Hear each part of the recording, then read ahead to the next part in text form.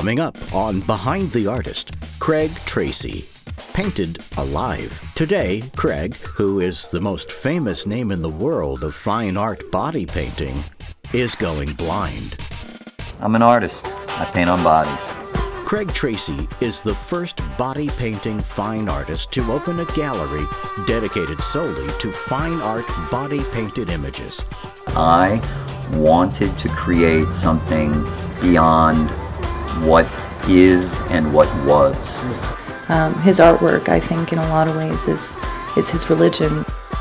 You know, I often wondered when I walked through this gallery and looked at what's going on, where's that brushstroke coming from? Is it coming from visual memory? Is it coming from the mind? Is it coming from the heart? I mean, is it coming from the soul? I mean, where is that brushstroke coming from? Because in Craig Tracy's case, it's not coming from how he sees or his eyes. Declared a fine artist, Craig Tracy has had a degenerative eye disease since he was born. His vision is threatened by blindness. But what Craig Tracy is bringing to the world is painted alive. My childhood was very fortunate. Two very loving parents. They were very young, very poor. It was a special time culturally. It was a hippie generation, and my parents were definitely involved in that lifestyle. And our children, we wanted them to develop in the ways they wanted to. And that's how my parents' culture affected me the most, was that it's pretty much okay to be Jimi Hendrix if you want to be Jimi Hendrix. Step way outside. Just don't hurt anybody. Inspired by the Love generation, Craig Tracy grew up on the poor side of New Orleans. This is my my old neighborhood from birth till about 5 years old. Incredible memories here.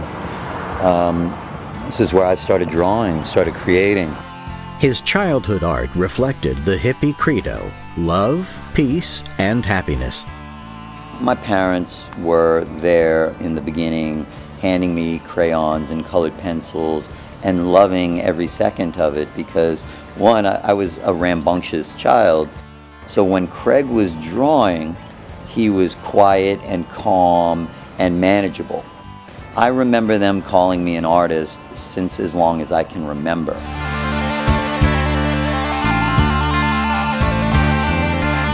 No one knew that my eyes were a problem until around the age of 3. He was riding his bicycle or just playing in the front of the house, and he got near to me, what I thought was pretty near, and he said, "Hi, Dad. Hey, Dad," and it was me. And then they took me to an eye doctor and were quite surprised. Craig was farsighted, but he wasn't farsighted within the normal range. He was farsighted pretty much off the charts. I wore these incredibly thick glasses. The lenses were what everybody considers to be the word that I hear the most is Coke bottle glasses. Craig was diagnosed with severe hyperopia, a defect that causes blurred vision and difficulty focusing, a shock to those who had witnessed his extraordinary talent. Strangers would just look at the glasses and laugh and kind of respond in a way that wasn't thoughtful. So I learned very early to not wear my glasses in public unless I absolutely had to. When I knew that he was going to have so much visual problem, I was worried that he would be handicapped, and instead he did everything anybody would do and more. Craig started making money selling hand-drawn maze puzzles to classmates at school, but it was what New Orleans was famous for that intrigued and captivated his imagination most. New Orleans is responsible in many ways for what I do and how I do it. Our carnival tradition, the Mardi Gras that we have here in New Orleans, is definitely a part of my body painting and my love of art.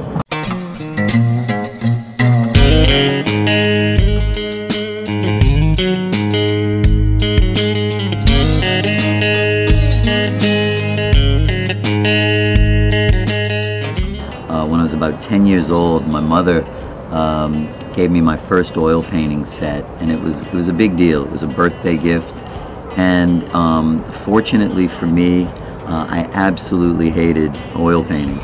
He knew in his mind what he wanted to do, the direction he wanted to go in, and he's always followed his heart and mind in that. It wasn't until years later that it was exactly 5 years later that I found the airbrush as a tool. He had saved for years to buy his first airbrush that ignited his creativity and lifted the boundaries of his artistic expression. Because I got into airbrushing early, that allowed me to paint on multiple surfaces, and one of those surfaces being the human body, and that has changed my life. Art school was never in the big picture for Craig Tracy. Instead, he focused on his entrepreneurial career, as well as airbrushing t-shirts full-time. He got into a special business program at high school that allowed him to get school credit for working in the real world. There was no way that I was going to be able to go to art school. There was no money in my family.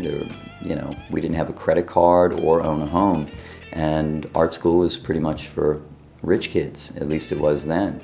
In 1984, during a mandatory meeting with his high school counselor, Helen Hibbets, Craig Tracy would experience another life-changing moment after she demanded to see his portfolio.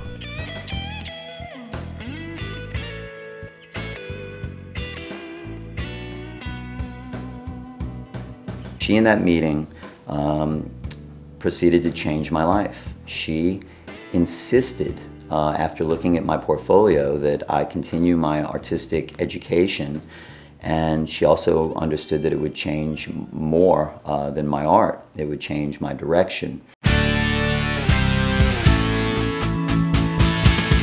Although Craig graduated art school with honors, the following years didn't bring him the satisfaction he was looking for. He became a professional illustrator, which was an unfulfilling assignment. Craig Tracy was creatively lost. And I absolutely hated every second of it. Illustration meant tremendous isolation, and almost all of the work that I was doing was soulless. It was guided to sell product.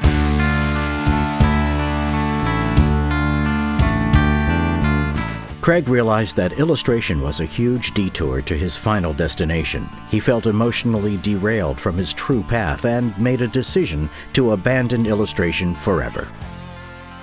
Then all of a sudden, one day after about maybe 5 years of doing that, I said, why do I think about body painting so much? Why? And I thought about it for a minute, and I said, well, it's probably because I like it. Body painting allowed Craig Tracy to involve all the aspects of what he loved to do most, capturing very real and yet surreal moments of beauty and mystery, sharing those moments with others, and experimenting with different styles. And the big breakthrough for me was when I said, what if I take body painting seriously? Craig Tracy created his first series of body painting images that received over 1 million hits online within the first month. Then he went on to win the World Body Painting Festival in Austria.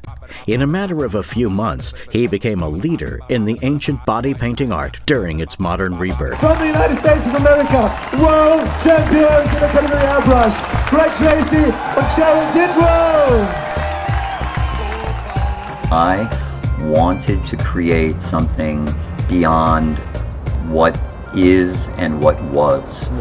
Even in the ancient tradition of body painting, I wanted to step beyond that and try and bring it to a place that it's never been. I love where I'm going with this.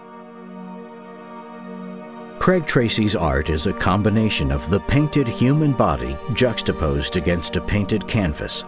The image becomes a whole. This final image is then photographed and put on canvas.